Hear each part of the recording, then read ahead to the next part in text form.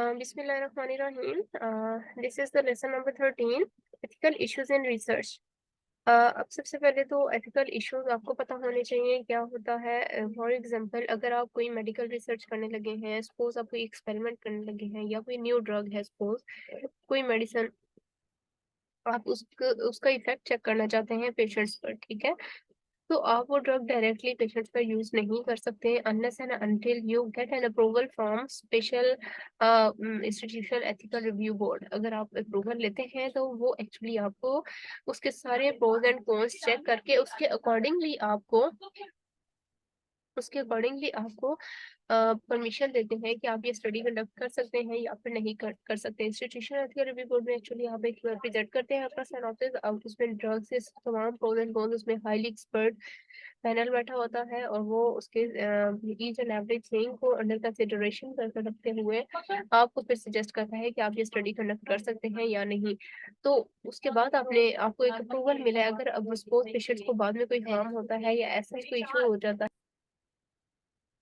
तो इस बेस पर आप पर केस भी फाइल हो सकता है, आप पर केस बन सकता है। लेकिन अगर आपका अप्रूवल है, आपके पास अप्रूवल लेटर मौजूद है, आप अप्रूवल लेटर दिखा सकते हैं कि मैंने इसकी प्रॉपर परमिशन ली थी, तो फिर आप अपनी सेफ्टी के लिए ये तमाम स्टेप्स टेक ऑन करते हैं।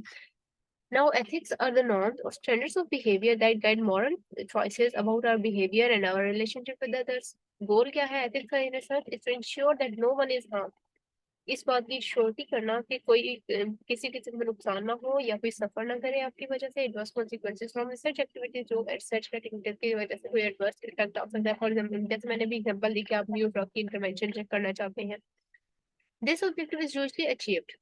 However, medical activities are pervasive and include violating non-disclosure agreements, breaking responders. So, actually medical, आप कोई भी कोई एक्सीडेंट वगैरह हो या फिर कोई ऐसा कोई इमरजेंसी केस होता है, आपसे वो कंसेंट फॉर्म्स साइन करवाते हैं। वो अपनी सेफ्टी के लिए ही करवाया जाता है कि अगर कोई पेशेंट को हार्म होता है या एज सच कोई इशू होता है तो उसके जिम्मेदार हम नहीं होंगे। तब जब आप साइन कर देते हैं तो फिर डॉक्टर भी उसका ट्रीटमेंट करता है, ठीक है। तो ये एथिकल इश्यूज होते हैं सेम रिसर्च में भी।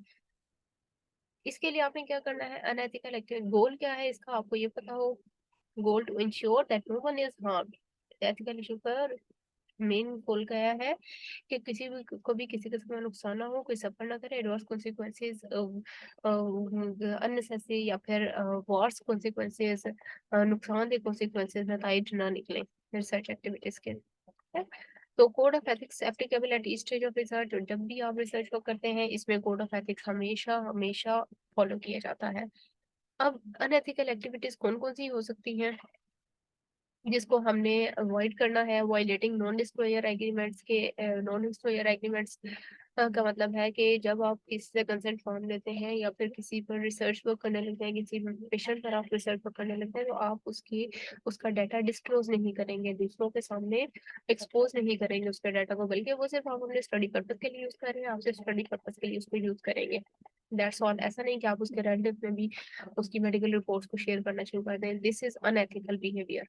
देन ब्रेकिंग रिस्पोंडेंट कॉन्फिडेंशियलिटी के, कॉन्फिडेंशियलिटी पेशेंट्स की जो पर्सनल बायो डाटा है उसको ब्रेक करना, मिस प्रेजेंटिंग रिजल्ट्स के रिजल्ट्स जो एक्चुअल रिजल्ट्स आप उसको मिस रिप्रेजेंट कर रहे हैं, आप जो एक्चुअल रिजल्ट्स आप उनको गलत तरीके से प्रेजेंट कर रहे हैं, सही रिजल्ट्स को गलत बता रहे हैं, डिसीविंग पीपल को धोखा देना, इनवॉइसिंग इरेगुलरिटीज, आप उसकी जो वैल्यूज वगैरह हैं उसमें इरेगुलरिटीज क्रिएट कर रहे हैं, अवॉइडिंग लीगल लायबिलिटी, और लीगल लायबिलिटी को भी अवॉइड कर रहे हैं, मतलब आप लीगल इश्यूज को बिल्कुल नहीं देख रहे।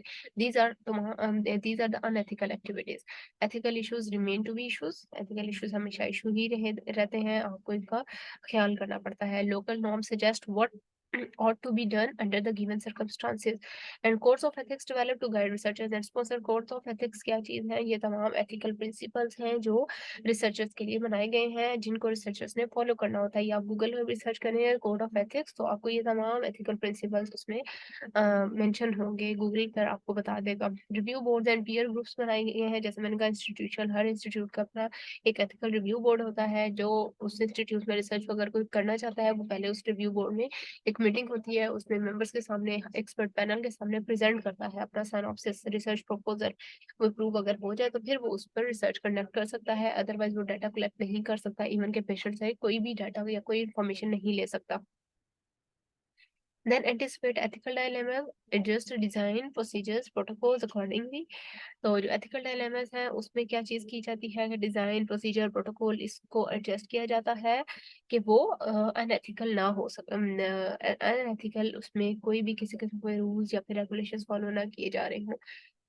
तो everything should be ethical. Research ethics require personal integrity of the researcher, the project manager and research sponsor। तो research ethics में researcher की self integrity involve होती है, जो project manager है उस project को जो लेकर चल रहा है उसकी integrity शामिल है, और उसके अलावा research sponsor अगर वो रिसर्च को कोई स्पॉन्सर कर रहा है या उसकी फंडिंग वगैरह किसी दूसरी कंपनी से आ रही है, उस रिसर्च को कंडक्ट करने के लिए फंडिंग दूसरी ऑर्गेनाइजेशन से हो रही है, तो वो भी इस सब में एथिकल इश्यूज के लिए रिस्पॉन्सिबल होते हैं। पार्टीज इन रिसर्च, रिसर्च में कौन कौन सी पार्टीज है, अभी मैंने 3 बताई है ऊपर, सेम वही है। Number 1 is itself researcher, second क्या है स्पॉन्सर क्लाइंट जो उस ऑर्गेनाइजेशन का है या फिर किसी और ऑर्गेनाइजेशन से फंडिंग हो रही है, वो स्पॉन्सर क्लाइंट शामिल होगा। और द रिस्पोंडेंट सब्जेक्ट यानी कि जिस पर रिसर्च वर्क की जा रही है, या वो पेशेंट्स हो सकते हैं, जनरल पब्लिक हो सकती है, उसी ऑर्गेनाइजेशन का स्टाफ हो सकता है, जिस पर भी रिसर्च वर्क कंडक्ट होगा वो जो पॉपुलेशन होगी that is the respondent. Then interaction, और इन तीनों के दरमियान जो इंट्रक्शन है इट रिक्वायर्स एथिकल क्वेश्चन, इसमें एथिकल क्वेश्चंस शामिल होते हैं। Each party expects certain rights and feel certain obligations. हर पार्टी के सर्टेन राइट्स है और सर्टेन ऑब्लिगेशंस है, रिस्पांसिबिलिटीज है जो जिसका उसने ख्याल रखना होता है। General rights and obligations of parties concern in most research question में क्या 3 पार्टीज इन्वॉल्व होती हैं। अभी जो हमने पढ़ा researcher, sponsoring client and the third one respondent. अब इन तीनों का जो इंट्रक्शन है, it requires one or both of the other to identify a series of ethical questions। Ethical question एक दूसरे से किए जाते हैं और एथिकल कंसर्न को रिजॉल्व किया जाता है, जिसकी वजह और जो अनएथिकल एक्टिविटीज है उन सबको अवॉइड किया जाता है। कॉन्शियसली और unconsciously each party expect certain rights and feel certain obligations towards other parties. अब interaction of rights and obligation of parties in research क्या है, ऑब्लिगेशन सब्जेक्ट राइट्स, ठीक है, सब्जेक्ट है जिसको रिसर्च कर रहे हैं आप, उसका राइट्स का ख्याल रखना है और वो तमाम ऑब्लिगेशंस को फॉलो करेगा, सेम रिसर्चर के लिए और क्लाइंट के लिए भी। और ये इंटर क्रिस क्रॉस मैनर में है कि इन सब का आपस में इंटरेक्शन हो रहा होता है through ethical questions. Then ethical treatment of participants। Participants का ethical treatment क्या चीज है? When ethics are discussed in research design, we often think first about protecting the rights of the participant। सबसे पहले जब भी ethical issues की बात की जाती है, हम सबसे पहले दूसरों के हकूक की बात करते हैं, दूसरों के राइट्स की बात करते हैं कि वो फुलफिल, अगर वो फुली कंसर्न देता है अपनी मर्जी के मुताबिक कि मैं इस रिसर्च का पार्ट बनना चाहता हूँ, मेरा डाटा कलेक्ट कर लिया जाए, जो आप जिससे डाटा लेने चाह रहे हैं या फिर जिस पर आप रिसर्च करना चाह रहे हैं, तो ये उसका एथिकल राइट है। लेकिन अगर वो बीच में कहता है कि मुझे आपको कोई इन्फॉर्मेशन नहीं देनी, तो आपको कोई राइट नहीं बनता कि आप उसको फोर्सफुली या फिर फोर्स करें कि आप हमें डाटा प्रोवाइड करें, तो ये अनएथिकल बिहेवियर होगा। तो this is the ethical concern या ethical treatment of the participant, कि आपने एथिकली ट्रीट करना है पार्टिसिपेंट को, आप जोर जबरदस्ती नहीं कर सकते पार्टिसिपेंट पर।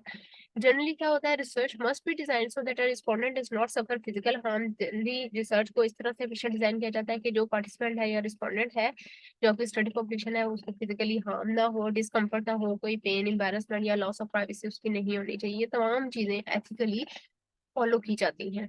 To safeguard against these, the researcher should follow 3 guidelines। अब इन तीनों इन सब चीजों की सेफ्टी के लिए रिसर्चर को 3 गाइडलाइंस फॉलो करनी पड़ती है। Number 1 explain study benefits. सबसे पहले रिसर्च कंडक्ट करने लगा उसने जिस पेशेंट से या जिस रिस्पोंडेंट से डाटा कलेक्ट करना है, उसको स्टडी के बेनिफिट्स एक्सप्लेन करेगा और कंप्लीट स्टडी की ब्रीफिंग देगा। Number 2 explain respondent rights and protection, और उसमें वो रिस्पोंडेंट के राइट्स बताएगा, उसके हकूक को उनको प्रॉपर्ली एक्सपोज करेगा। और ऑब्टेन इन्फॉर्म कंसेंट, एक पेज पर रिटन इन्फॉर्म कंसेंट होता है, जिस तरह से अगर कोई आप हॉस्पिटल में जिस तरह साइन करवाते हैं पेरेंट्स से अगर बच्चे का इलाज कर लेगा, तो वो रिटन इन्फॉर्म कंसेंट होता है। तो ये तीनों चीजें अगर फॉलो कर ली जाए तो आप एथिकली सेफ्टी साइड पर है। नंबर 1 बेनिफिट्स, जो अभी मैंने बताया है कि कोई भी स्टडी करने लगे उसके बेनिफिट्स। सपोज अगर आप स्टडी करते हैं ओबीस पीपल पर, ठीक है, आप ओबीस पीपल पर स्टडी करना चाहते हैं और ओबीस आप उनको बताते हैं कि आपके फलाना टेस्ट होंगे जिससे आपको ओबेसिटी का लेवल पता चलेगा, तो इससे आपको अपनी हेल्थ का भी पता चल जाएगा, आपको आपका हेल्थ स्टेटस पता चल जाएगा, आपको प्रिवेंटिव मेजर्स वगैरह जो लेनी चाहिए हम आपको वो भी गाइड कर देंगे। तो ये उसके स्टडी के एक नॉर्मल से मैंने एग्जांपल दिया है, ये उसके बेनिफिट है, आप इस तरह से ब्रीफ कर सकते हैं। Now next, this ethics are non तो स्टैंडर्ड, ये अगेन वही एक्सप्लेनेशन दी है एथिक्स की, ठीक है। और डिसेप्शन, डिसेप्शन में क्या है, dissipation occurs when the respondent are told only part of the truth or when the truth is fully compromised।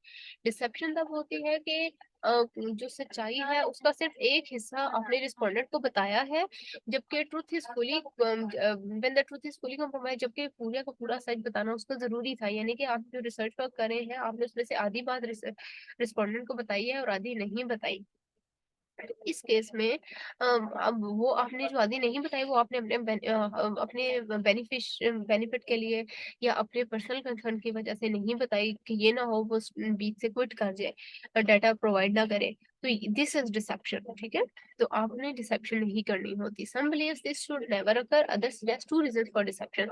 अब कुछ कहते हैं कि ऐसा नहीं होना चाहिए, कुछ कहते हैं कि ऐसा आप कर सकते हैं डिसेप्शन। इसके इन्होंने दो रीजन दिए। Number one, to prevent biasing the respondent before the survey और एक्सपेरिमेंट। वो इसलिए कि सपोज आप जिस पर एक्सपेरिमेंट कर रहे हैं, सपोज आप उसकी बिहेवियर, सपोज आप बिहेवियर स्टडी कर रहे हैं, ठीक है।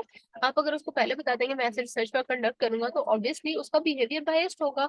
वो कहेगा ये मुझे ऑब्जर्व कर रहा है, तो वो थोड़ा सा जो एक्चुअल उसका बिहेवियर होना चाहिए वो उससे हट कर थोड़ा अच्छा बिहेव करने की कोशिश करेगा, ठीक है।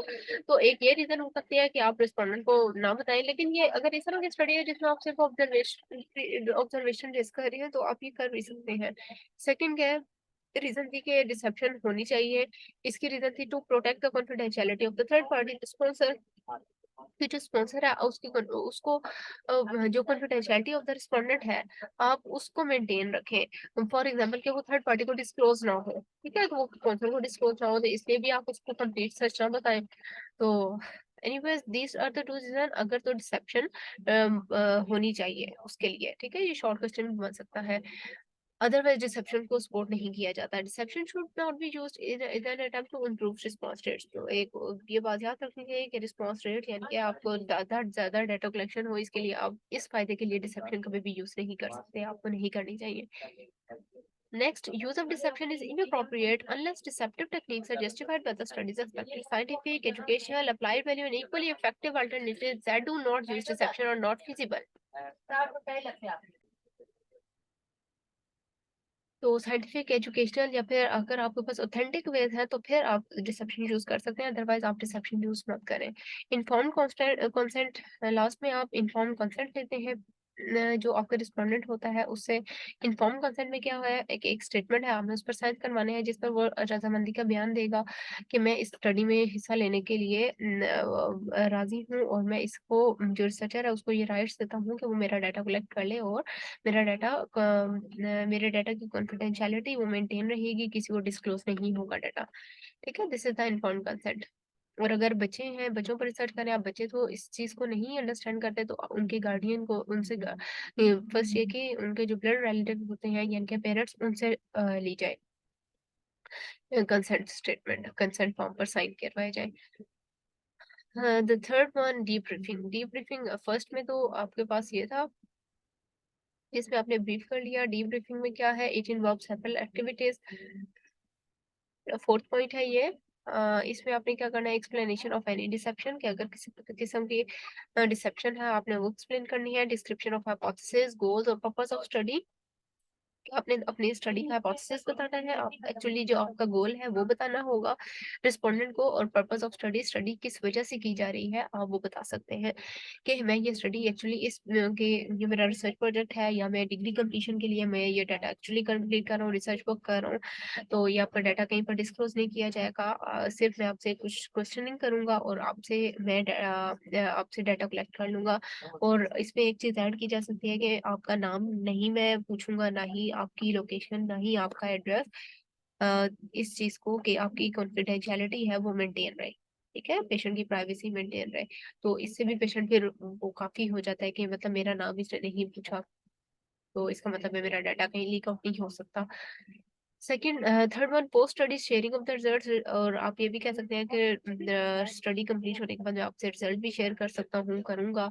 Post study follow up medical और साइकोलॉजिकल अटेंशन, फिर अगर आप कोई फॉलो अप करते हैं कि सपोज आपने एक पेशेंट को ट्रीटमेंट दिया और आप कहते हैं महीने बाद दोबारा चेक करवाना, तो फिर आप उसको ये कहें कि महीने बाद आपने दोबारा आना है, मैंने आपको फॉलो अप करना है, आपको स्टडी करना है, आपको चेकआउट करना है, ठीक है।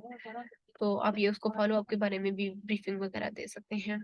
Once the researcher shares the truth of any deception with the participant and all the reasons for using deception in the construct of studies goal, ये तमाम ये जो 4 पॉइंट्स है इन्हीं को एक्सप्लेन किया है नीचे, आप इसको रीड आउट कर लीजिएगा। Then the fifth one is rights to privacy. 4 हम पढ़ चुके हैं। The fifth one is the rights to privacy. Privacy के आपने राइट्स देने हैं रिस्पोंडेंट को कि all individuals have right to privacy and researchers must respect that right. The privacy guarantee is important not only to retain validity of the site but also to protect respondents. The confidentiality of the survey answers is an important aspect of the respondents' rights to privacy. कि आपने उसके हकूक का ख्याल रखना है। ऐसा नहीं, अगर वो मना कर देता है कि मुझे ऐसा ट्रीटमेंट नहीं, मुझे इवन के डॉक्टर को भी ये परमिशन नहीं होती कि अगर पेशेंट कहता है कि मुझे ये फलाना ड्रग नहीं चाहिए और मुझे ये ट्रीटमेंट नहीं चाहिए, तो डॉक्टर जबरदस्ती उसको नहीं कर सकता ट्रीटमेंट, ठीक है, जब तक कि पेशेंट खुद इस बात की परमिशन ना दे दे। तो इसलिए जो पेशेंट्स हैं उनके राइट्स का ख्याल रखना लाजमी है।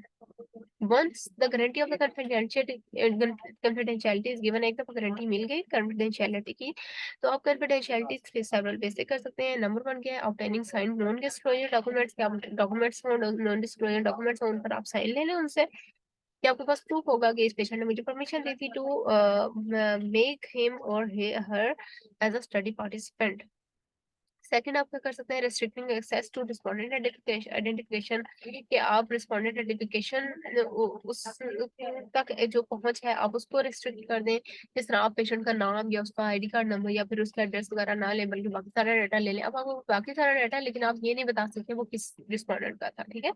Revealing respondent information only with written consent, और आप ये उस से कंसेंट स्टेटमेंट ले लें कि आपकी परमिशन के बगैर आपका डाटा कहीं किसी को भी डिस्क्लोज नहीं किया जाएगा। अगर वो परमिशन देता है जो रिस्पोंडेंट है, तो फिर ये वो डाटा दूसरों को बताया जा सकता है, अदरवाइज नहीं।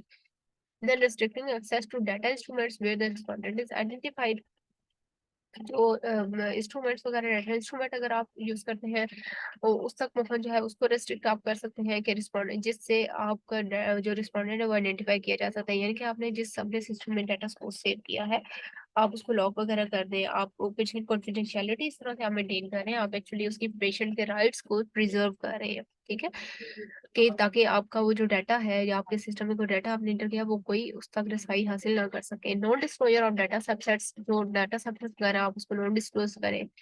Privacy is more than confidentiality, privacy confidentiality से ज्यादा इंपॉर्टेंट है। एमसीक्यू भी आ सकता है। Right to privacy means that one has the right to refuse to be interviewed और to refuse to answer any question in interview. Right to privacy का मतलब है कि कोई भी जो रिस्पोंडेंट है जिससे आप डाटा लेना चाह रहे हैं, जो आपका पेशेंट है, सपोज आप उसका डाटा नोट करना चाह रहे हैं, वो किसी भी टाइम पर आपको मना कर सकता है कि मेरा डाटा नहीं ले।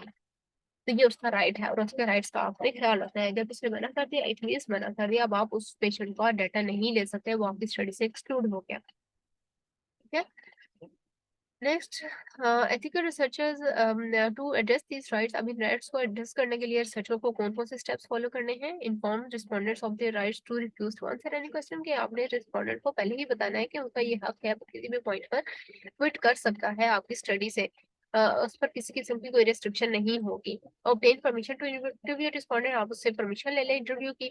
Schedule field and phone interview, कि आप अगर फॉलो करते हैं फोन कॉल करके कि आप का सपोज अगर आपने पेशेंट को चेक किया और आप कहेंगे मैं और आप उसको इन्फॉर्म करेंगे नेक्स्ट फॉलोअप के लिए मैं आपको कॉल कर लूंगा, आपको यहाँ पर आने की जरूरत नहीं है, तो आप फोन कॉल पर इंटरव्यू करके उससे डाटा कलेक्ट कर सकते हैं कि अगर आप उसकी डिजीज की प्रोग्रेशन चेक करना चाह रहे हैं, उसकी बेहतरी चेक करना चाहते हैं, उसका हेल्थ स्टेटस फाइंड आउट करना चाहते हैं कोई ड्रग देने के बाद, ठीक है। तो आप पेशेंट अब महीना 2 महीना तो वहाँ नहीं रह रहा, अगर पेशेंट एडमिट नहीं किया जा सकता आप उसको घर भेज दें, फिर टेलीफोनिक कॉल्स के थ्रू आप उसका फॉलो अप कर सकते हैं। Restrict observation to public behaviour only, और पब्लिक बिहेवियर के लिए आप ऑब्जर्वेशन को रिस्ट्रिक्ट रखेंगे। तो ऑब्लिगेशन टू बी ट्रूथफुल, और आपको ट्रूथफुल रहना है when a subject willingly agrees to participate. जब भी कोई सब्जेक्ट अपनी मर्जी से पार्टिसिपेशन के लिए आपको इजाजत देता है, it is generally expected that he or she will provide truthful answer. तो इसका मतलब है वो आपको ट्रू आंसर देगा। अगर आप जबरदस्ती कुछ कर रहे हैं, वो जरूर कोई ना कोई बीच में बायसनेस करेगा, गलत आंसर करेगा, या कोई अपनी मर्जी से अपनी खुशी खुशी आपकी स्टडी में शामिल होना चाह रहा है, तो वो आपको ये है, फिर ज्यादा चांसेस है कि वो आपको जो ऑथेंटिक डाटा देगा, ऑथेंटिक ऑनेस्ट आंसर्स करेगा। Ethics and the sponsor, there are also ethical considerations to keep in mind when dealing with a research client or sponsor has the right to receive ethically conducted research। तो ethically conducted research होनी चाहिए।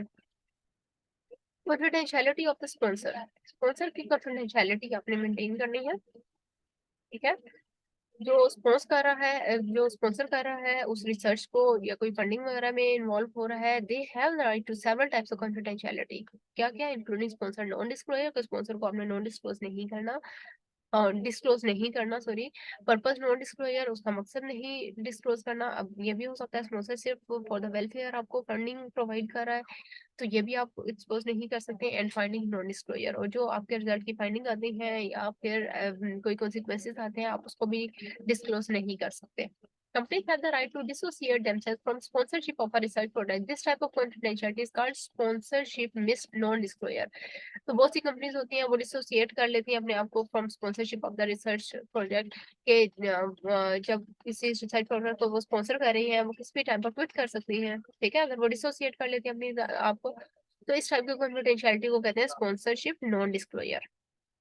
Then purpose non disclosure भी second term इसके लिए use की जाती है। Purpose non disclosure क्या है? Involve protecting the purpose of the study और इट्स डिटेल्स। इसमें आप जो स्टडी का पर्पस है या जो उसकी डिटेल है, उसकी प्रोटेक्शन कर रहे होते हैं। और रिसर्च स्पॉन्सर में be testing a new idea if not yet patented and may not want a competition to know its plans.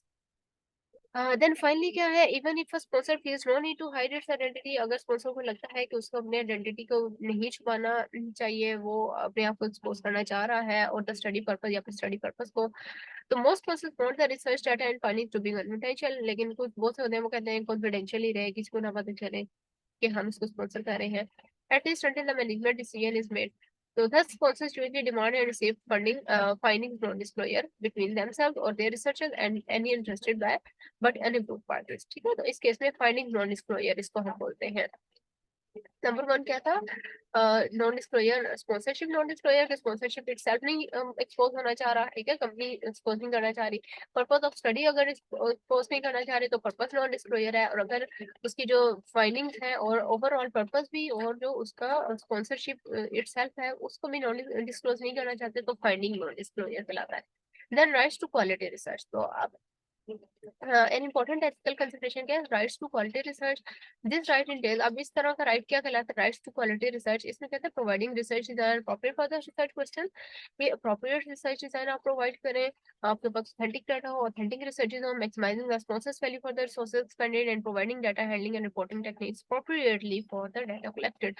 कि आपने जो तमाम डाटा कलेक्शन टेक्निक यूज की है या हैंडलिंग टेक्निक यूज की है या इंस्ट्रूमेंट यूज किया है, वो प्रॉपर्ली ऑथेंटिक हो, वैलिड हो। इस तरह के जब आप इंस्ट्रूमेंट यूज करेंगे या डाटा या स्केल यूज करेंगे टू मेजर एनी वेरिएबल, या रिसर्च डिजाइन आपके अच्छे होंगे, तो आपकी जो रिसर्च वर्क है उसमें क्वालिटी पैदा होगी, ठीक है, वो हाई क्वालिटी रिसर्च कहलाएगी। स्पॉन्सर्स एथिक्स के occasionally compliance with the researcher would be a branch of ethical standard. अब कुछ एग्जांपल्स के हैं that should be avoided: violating respondent confidentiality, changing data or creating false, कोई false information आप create करें, कोई respondent confidentiality violate नहीं होनी चाहिए।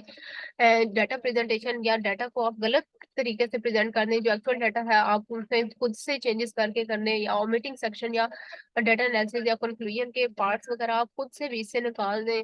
तो इस तरह की जो अगर आप अमेंडमेंट्स करते हैं अपने रिसर्च वर्क में, तो ये स्पॉन्सर्स एथिक्स कहलाते हैं, ये अनएथिकल इश्यूज हैं, ठीक है, अनएथिकल कहलाता है। Researcher and team members, researcher and team members के क्या एथिक्स हैं?